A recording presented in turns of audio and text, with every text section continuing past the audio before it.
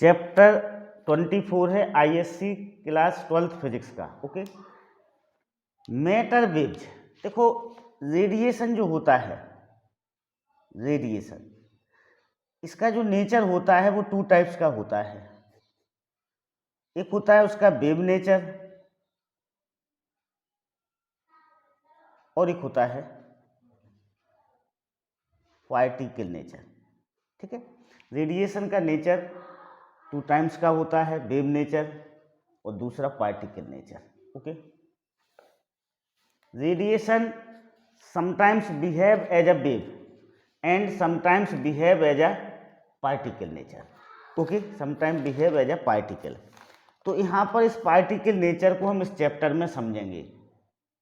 कुछ फिनोमेना होते हैं जैसे इंटरफेरेंस हुआ, इंटरफेरेंस जो कि हम पहले पढ़ चुके हैं, डिफ्रैक्शन हुआ, पोलराइजेशन हुआ। ओके, पोलराइजेशन, तो इसको हम पोलराइजेशन वेव नेचर के द्वारा बड़े आसानी से क्या कर सकते हैं, एक्सप्लेन कर सकते हैं। पर कुछ फिनोमेना हैं जैसे photo electric effect, photo electric effect को हम वेव नेचर के द्वारा एक्सप्लेन नहीं कर सकते हैं। तो फोटो इलेक्ट्रिक इफेक्ट को पार्टिकल नेचर द्वारा एक्सप्लेन किया गया। Photo electric effect, photo electric effect, इसे क्या है, पार्टिकल नेचर के द्वारा एक्सप्लेन किया गया। इसे फोटोन थ्योरी बोलते हैं। क्या बोलते हैं?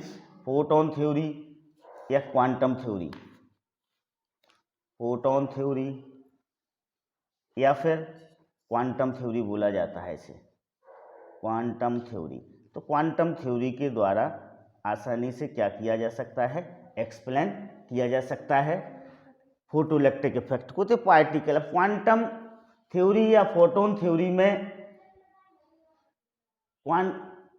रेडिएशन को क्या माना गया है, पार्टिकल माना गया है। क्या माना गया है? रेडिएशन को पार्टिकल माना गया है। तो इस चैप्टर में इस पार्टिकल नेचर का हम क्या करेंगे, स्टडी करेंगे। तो जो आपको पता है लैम्डा इक्वल टू क्या होता है, h अपॉन p होता है। तो यहाँ पर पार्टिकल नेचर में लैम्डा इक्वल टू क्या होगा, h अपॉन p होगा। Okay, understood. ये उसका वेवलेंथ है। ठीक है, de Broglie wavelength of matter waves हम पढ़ रहे हैं। यहाँ पर हम लिखते हैं de Broglie wavelength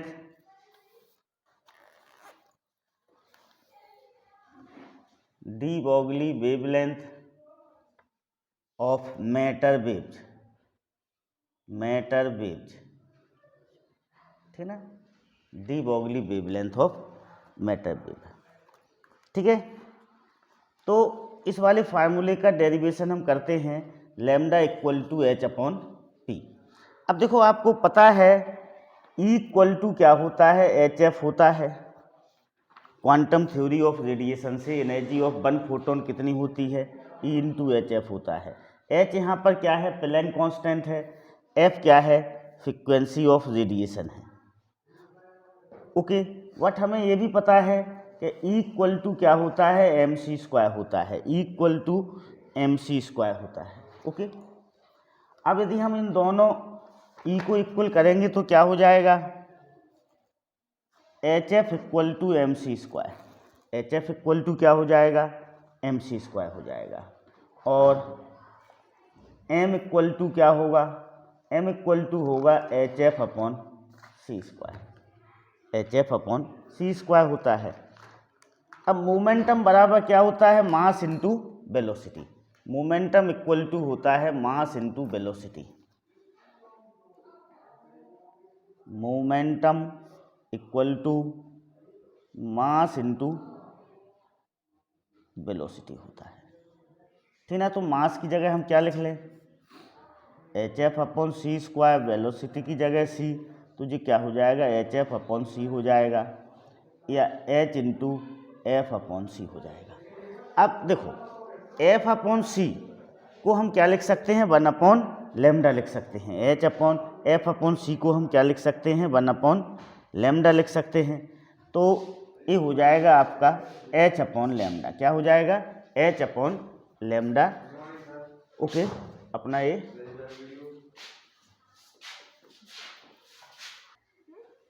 okay, the waves associated with moving particles of matter are called de Broglie waves और मैटर वेव्स। ओके, जो waves moving particle of matter से एसोसिएटेड होती हैं उसको हम डी ब्रॉगली वेव्स बोलते हैं या फिर मैटर वेव्स बोलते हैं। All material particles in motion have wave nature. जितने भी मटेरियल पार्टिकल्स मोशन में हैं उनका नेचर कैसा होता है, वेव नेचर भी होता है। तो उसी मटेरियल का जब कोई मटेरियल मोशन में होता है, okay, moving particles of matter are called, जो वेव एसोसिएटेड होती है मूविंग पार्टिकल्स ऑफ नेचर से उसको हम क्या बोलते हैं, डी ब्रॉगली वेव्स बोलते हैं या फिर मैटर वेव्स बोलते हैं। इसकी जो वेवलेंथ का भी हमने डेरिवेशन किया था, लैम्डा इक्वल टू क्या आया था, एच अपॉन पी आया था। कितना आया था, lambda equal to H upon P आया था। ओके, अब हम लैम्डा और पी में यदि हम ग्राफ को ड्रॉ करते हैं तो ग्राफ इस तरह से बनेगा। देखो, ये एक्स एक्सिस है आपका, this is Y axis. Okay, अब वाई एक्सिस पे हमने किसको लिया, मोमेंटम को लिया। एक्स एक्सिस पे हमने किसको लिया, वेवलेंथ को लिया। तो आपका जो ग्राफ है वो इस तरह से बनेगा, इसका पी और लैम्डा का ग्राफ एक दूसरे के इनवर्सली प्रोपोर्शनल हैं। लैम्डा और पी क्या है, इनवर्सली प्रोपोर्शनल हैं। तो ग्राफ कैसा बनेगा, हाइपरबोला बनेगा। Okay, understood. अब देखो, इसको हम ऐसे भी लिख सकते हैं, lambda equal to H upon M into भी। मोमेंटम बराबर क्या होता है, मास इंटू वेलोसिटी होता है। अब हम सपोज करते हैं यहाँ पर वाई एक्सिस पे हम एम को लें और एक्स एक्सिस पे लैम्डा को लें और भी को क्या रखें, कांस्टेंट रखें। तो यहाँ पर लैम्डा और एम कैसे होंगे, इनवर्सली प्रोपोर्शनल होंगे, तब भी ग्राफ ऐसा बनेगा। यहाँ पर भी क्या है, कांस्टेंट है। भी कैसा लिया गया, कांस्टेंट लिया गया। Okay, understood. अब सपोज करो ग्राफ को हम इस तरह से बनाते हैं, ठीक ना। वी और लैम्डा के बीच में ग्राफ ड्रॉ किया जाए, किसके बीच में, वी और लैम्डा के बीच में। तो एक्स एक्सिस पे हमने लैम्डा लिया, वाई एक्सिस पे वी लिया, तो वी और लैम्डा भी इनवर्सली प्रोपोर्शनल होंगे। यहाँ पर एम कैसा होगा, कांस्टेंट होगा। एम कैसा है, कांस्टेंट है। ओके, जब कभी भी दो वेरिएबल इनवर्सली प्रोपोर्शनल होते हैं तो उनका जो ग्राफ होता है वो कैसा बनता है, हाइपरबोला जैसा कर्व बनता है। Okay, understood.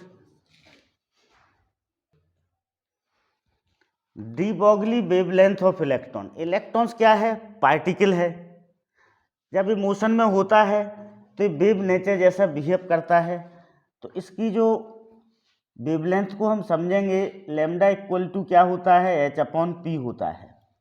H upon P की जगह हम, अच्छा पी को पी ही रहने दो, हम पी और काइनेटिक एनर्जी में रिलेशन पता क्या होता है उसको समझते हैं। देखो, तो पी इक्वल टू होता है √2m के। किसी भी पार्टी मोमेंटम और काइनेटिक एनर्जी में रिलेशन होता है। 9th और 10th क्लास का कंसेप्ट है, उसको हम ड्राइव यहाँ पर करते हैं। किस तरह से रिलेशन बना, आपको पता है मोमेंटम इक्वल टू क्या होता है, m इंटू वी होता है, और काइनेटिक एनर्जी क्या होता है, 1/2m v² होता है।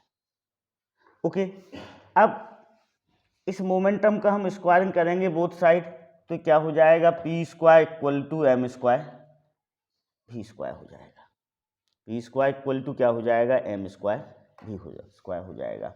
और 2 के इक्वल टू इससे क्या होगा, m v² होगा। अब देखिएगा, p² equal to m into M v²। अब m इंटू एम v² की जगह हम क्या लिख सकते हैं, 2 की लिख सकते हैं। तो p² equal to m into 2k हो जाएगा। तो p इक्वल टू क्या हो जाएगा, 2m के हो जाएगा। तो यहाँ पर इस p की जगह हम क्या लिख सकते हैं, 2m लिख सकते हैं। तो लैम्डा इक्वल टू क्या हो जाएगा, लैम्डा इक्वल टू हो जाएगा h अपॉन रूट के अंदर 2m क्या हो जाएगा, h अपॉन रूट के अंदर 2m हो जाएगा। Okay, understood. तो ये अपना क्या हो गया, de Broglie wavelength of electron हो गया। यहाँ पर m क्या है, मास ऑफ इलेक्ट्रॉन है, m क्या है, मास ऑफ इलेक्ट्रॉन है। के क्या है, काइनेटिक एनर्जी ऑफ इलेक्ट्रॉन है। के क्या है, काइनेटिक एनर्जी ऑफ इलेक्ट्रॉन है। के is kinetic energy of electron. Okay, m क्या है, मास ऑफ इलेक्ट्रॉन है। h आपको पता ही है, प्लैंक कांस्टेंट है। अब देखो, अब सपोज करो कि कोई इलेक्ट्रॉन्स काइनेटिक एनर्जी को एक्वायर करता है accelerated from rest through potential difference of v volt. तो हम k की जगह क्या लिख सकते हैं, E इंटू वी लिख सकते हैं। यहाँ पर v क्या है, पोटेंशियल डिफरेंस है, E क्या है, चार्ज ऑन इलेक्ट्रॉन है। तो लैम्डा इक्वल टू हो जाएगा h अपॉन रूट के अंदर 2m EV, ये हो जाएगा लैम्डा इक्वल टू। ओके, यहाँ पर h प्लैंक कांस्टेंट है, m क्या है, मास ऑफ इलेक्ट्रॉन है, E क्या है, चार्ज ऑन इलेक्ट्रॉन है। E is charge on electron, E क्या है, चार्ज ऑन इलेक्ट्रॉन है। और यह कितना होता है, इसकी वैल्यू, इसकी वैल्यू होती है 1.6 इंटू 10⁻⁻⁹ कूलम होती है। V क्या है, पोटेंशियल डिफरेंस है। ओके, रेस्ट से इलेक्ट्रॉन को कितने पोटेंशियल डिफरेंस में एक्सीलरेटेड किया गया, तो V क्या है, पोटेंशियल डिफरेंस है, पोटेंशियल डिफरेंस है। Okay, understood, clear. अब यदि हम इस फार्मूले को और सिंप्लीफाई करते हैं तो ये फार्मूला इस तरह से बन जाता है, m की वैल्यू रखें 9, m क्या, m की वैल्यू क्या होती है, मास ऑफ इलेक्ट्रॉन होता है 9.1 इंटू 10⁻31 kg, ठीक ना। तो अपना जो फार्मूला बनेगा वो इस तरह से फार्मूला बनेगा कि देखो, ये हो जाएगा lambda equal to root 150 upon v angstrom, ये बनेगा फार्मूला, रूट 150 अपॉन, या फिर रूट 150 की वैल्यू लिखेंगे तो 12.27 upon root v angstrom. Okay, ये क्या होगा, डी ब्रॉगली वेवलेंथ होगी किसकी, इलेक्ट्रॉन की। ओके, तो एक फार्मूला ये हो सकता है आपका lambda equal to h upon root के अंदर 2m के। दूसरा फार्मूला ये हो सकता है lambda equal to h upon root के अंदर 2m EV। इसको हम जब सिंप्लीफाई करेंगे इस फार्मूले को तो ये बनेगा lambda equal to root 150 upon v angstrom, इसमें आंसर किस में निकलेगा, एंगस्ट्रॉम में निकलेगा, या फिर lambda equal to 12.27 upon root v angstrom. Okay, understood, clear. Okay, electron diffraction का एक experiment, Davisson and Germer experiment on electron diffraction. इस एक्सपेरिमेंट से हमें wave nature of moving particles का पता चला।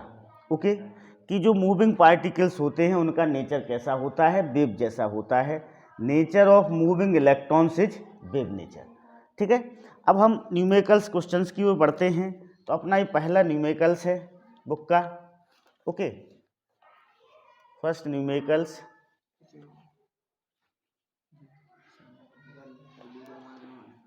what is de Broglie wavelength of 2 kg object moving at a speed of 1 meter per second।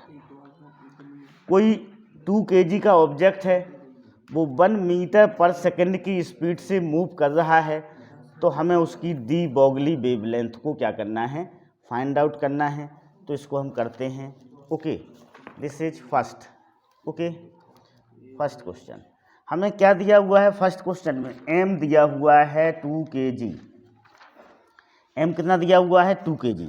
Speed velocity कितनी दी हुई है हमें, 1 मीटर पर सेकंड दिया हुआ। तो हम यहाँ पर इस फार्मूले का यूज करेंगे lambda equal to h upon M V. इस फार्मूले का हम क्या करेंगे, यूज करेंगे। एच की वैल्यू हमें बुक में सबसे ऊपर मिल जाएगी, तो 6.6 इंटू 10⁻⁻34 एच की वैल्यू होती है। मास आपको कितना दिया हुआ है, 2 दिया हुआ है इंटू 1। तो इसको जब हम सॉल्व करेंगे तो 3.3 इंटू 10⁻⁻34 मीटर क्या आ जाएगा, अपना आंसर हो जाएगा। तो फर्स्ट क्वेश्चन का आंसर हो गया। अब हम सेकंड क्वेश्चन को देखते हैं। सेकंड क्वेश्चन देखिएगा, सेकंड क्वेश्चन में बोला गया है calculate de Broglie wavelength of a proton of momentum 2.55 into 10⁻⁻22 kg पर मीटर, kg मीटर पर सेकंड। यहाँ पर देखो डायरेक्ट मोमेंटम दे दिया गया है, तो यहाँ पर हम किस फार्मूले का यूज करेंगे, lambda equal to H upon P का डायरेक्ट क्या करेंगे, यूज करेंगे। देखो मोमेंटम हमें कितना दिया हुआ है, इसमें मोमेंटम दिया हुआ है, क्वेश्चन नंबर सेकंड है।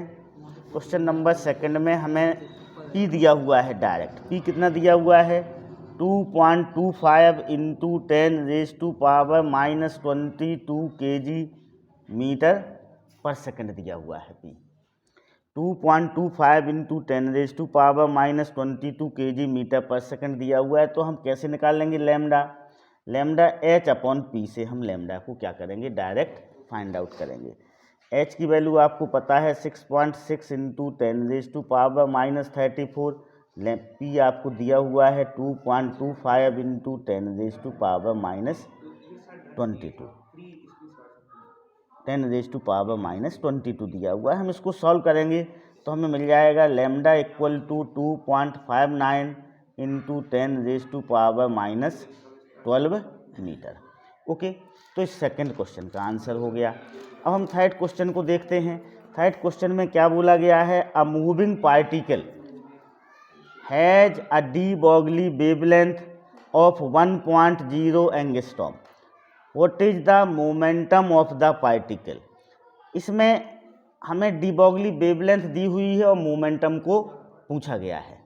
ओके, डी ब्रोगली वेवलेंथ दी हुई है और मोमेंटम को क्या किया गया है, पूछा गया है। तो हम यहाँ पर सॉल्व करते हैं तीसरे क्वेश्चंस को। देखो हमें लैम्डा कितना दिया हुआ है, 1.0 एंगस्ट्रॉम दिया हुआ है। लैम्डा कितना दिया हुआ है, 1.0 एंगस्ट्रॉम दिया हुआ है। ओके, इसको हम मीटर में कन्वर्ट कर लेंगे तो 1.0 इंटू 10⁻⁻10 मीटर हो जाएगा। और क्या पूछा गया है, मोमेंटम पूछा गया है। तो लैम्डा इक्वल टू क्या होता है, एच अपॉन पी होता है। तो पी इक्वल टू क्या हो जाएगा, यहाँ पर पी इक्वल टू हो जाएगा H upon lambda. P equal to क्या हो जाएगा, एच अपॉन लैम्डा हो जाएगा। अब एच की वैल्यू कितनी है, 6.6 इंटू 10⁻⁻34 है। लैम्डा की वैल्यू आपको दी हुई है 1.0 इंटू 10⁻10 मीटर। तो पी बराबर कितना हो जाएगा, 6.6 इंटू 10⁻24 kg मीटर पर सेकंड। मोमेंटम की यूनिट क्या होती है, kg मीटर पर सेकंड होती है। Okay, understood, clear. अब हम बढ़ते हैं नेक्स्ट क्वेश्चन नंबर 4 की ओर। ओके, क्वेश्चन नंबर 4 क्या बोल रहा है, find the de Broglie wavelength of proton of energy 1.0 kilo electron volt दिया हुआ है। अब यहाँ पर हमें प्रोटॉन की de Broglie wavelength find out करना है और एनर्जी कितनी दी हुई है, एनर्जी दी हुई है 1.0 किलो इलेक्ट्रॉन वोल्ट दी हुई है। ओके, तो देखो इसको हम सॉल्व करते हैं। ओके, इसमें हम इस वाले फार्मूले का यूज करेंगे। देखो कौन से फार्मूले का यूज करेंगे, lambda equal to H upon root 2m के, इस वाले फार्मूले का हम क्या करेंगे, यूज करेंगे। यहाँ पर हमें के दिया हुआ है, के कितना दिया हुआ है, के दिया हुआ है 1.0 किलो इलेक्ट्रॉन वोल्ट। तो हम इसको पहले जूल में कन्वर्ट करेंगे। तो 1.0 किलो हटेगा तो क्या आएगा, 10⁻³ आएगा। और इलेक्ट्रॉन वोल्ट हटेगा तो 1.6 इंटू 10⁻⁻19 जूल आएगा। 1 इलेक्ट्रॉन वोल्ट, यहाँ पर हम लिखते हैं, देखो 1 इलेक्ट्रॉन वोल्ट इक्वल टू क्या होता है, 1.6 इंटू 10⁻⁻19 जूल होता है। तो ये हमने किस में कन्वर्ट कर ली, एनर्जी को जूल में कन्वर्ट कर लिया है। अब मास ऑफ प्रोटॉन चाहिए हमें, क्या चाहिए, एम चाहिए है। तो मास ऑफ प्रोटॉन आपकी बुक में यहाँ पर मिलेगा, देखिएगा यहाँ पर लिखा होगा मास ऑफ प्रोटॉन, ये लिखा हुआ है मास ऑफ प्रोटॉन। तो कितना लिखा हुआ है mass of proton, M P equal to दिया हुआ है 1.67 इंटू 10⁻⁻27 kg। ये मास ऑफ क्या हो गया, इलेक्ट्रॉन हो गया। ओके, अब सॉरी मास ऑफ प्रोटॉन हो गया। Clear, understood. अब हम इन वैल्यू को कहाँ पर पुट करेंगे, इस फार्मूले में पुट करेंगे। ओके, तो देखो लैम्डा इक्वल टू क्या होगा, एच कितना है 6.6 इंटू 10⁻⁻34। अब रूट के अंदर 2, एम कितना है 1.67 इंटू 10⁻⁻27 और के कितना दिया हुआ है आपको, के दिया हुआ है this one. Okay, 10⁻³ into 1.6 into 10⁻⁻19। अब हम इसको सिंप्लीफाई करेंगे तो हमारा आंसर मिलेगा। अब देखो हम इसे सिंप्लीफाई समझाते हैं, किस तरह से आप इसे सिंप्लीफाई करेंगे। ओके, देखो लैम्डा इक्वल टू 6.6 इंटू 10⁻, अब इसको हम सेम लिखें। अब रूट के अंदर की पावर को हम सिंप्लीफाई करते हैं। देखो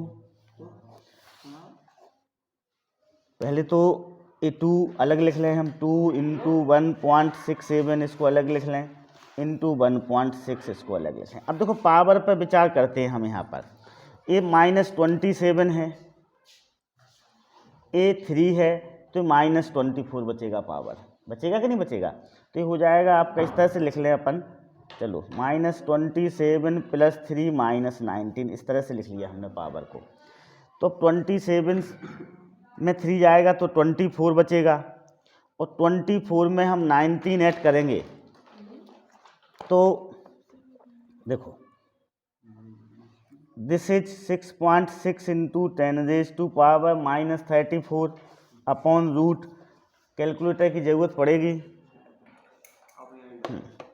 तो इनका हम मल्टीप्लाई करते हैं। देखो कैलकुलेटर से, दिस इज 2 इंटू 1.67 इंटू 1.6, ये मल्टीप्लाई किया हमने, और फिर साथ में हम इसका रूट भी फाइंड आउट कर लें। क्या फाइंड आउट कर लें, रूट आंसर। तो इस रूट को हमने क्या कर लिया, फाइंड आउट कर लिया। रूट कितना आया, 2.31 आया। कितना आया, 2.31 आया रूट। ओके, तो इस रूट को हमने फाइंड आउट कर लिया। तो यहाँ पर हम इस देखो रूट के बाहर लिखेंगे ये वैल्यू, यहाँ रूट के अंदर क्या आएगा, 10⁻⁻43 आएगा, ठीक ना। -27 + 3 करेंगे तो -24, -24 में हम -19 ऐड करेंगे तो -43 आएगा, और ये रूट के बाहर रहेगी वैल्यू, कितनी आ रही है ये 2.31 इंटू 2.31, ये कहाँ रहेगा, रूट के बाहर रहेगा। अब इस 2.31 को हम किससे डिवाइड करें, 2.31 को हम 6.6 से डिवाइड कर लें इसको। ओके, 2.31 को किससे डिवाइड करेंगे, 6.6 से हम डिवाइड करेंगे, तो ये आपका शिफ्ट इसको इन्वर्स ले लिया, ओके, इंटू 6.6, तो कितना आ जाएगा, चलो कोई बात नहीं, मैथ आ गई, इसको हम डिवाइड किए लेते हैं। 6.6 डिवाइडेड बाय 2.31, तो कितना आया, 2.85 आया। ओके, तो ये हो जाएगा आपका 2.85 इंटू 10⁻⁻34 अपॉन, अब देखो ये कितना है आपका, -43 है, तो -43 को हम ऐसा लिख लें -42, तो 10⁻42 का -21 बाहर आ जाएगा, और 10⁻⁻1 रूट के क्या रहेगा, अंदर रहेगा। ठीक है, क्लियर। अब देखो ये हो जाएगा आपका 2.85। अब जो 1/√10 होगा तो √10 ऊपर चला जाएगा इधर, इंटू 10⁻⁴। 34 में से 21 क्या हो जाएगा, माइनस हो जाएगा। तो कितना बचेगा 34 में से, -13 बचेगा। कितना बचेगा, -13 बचेगा। ओके, √10 की वैल्यू हम फाइंड आउट किए लेते हैं। Okay, 10 okay √10, this is 3.316 into 2.85, तो कितना आ जाएगा 9.01। तो अपना आंसर आ जाएगा 9.01 इंटू 10⁻⁻13 मीटर। ये क्या हो जाएगा, अपना आंसर हो जाएगा। ओके, अब मीटर में आ गया, हम चाहें तो इसे एंगस्ट्रॉम में भी कन्वर्ट कर सकते हैं। किस में कन्वर्ट कर सकते हैं, एंगस्ट्रॉम में। तो 9.01 इंटू 10⁻⁻³ एंगस्ट्रॉम क्या हो जाएगा, अपना आंसर हो जाएगा। Okay, understood.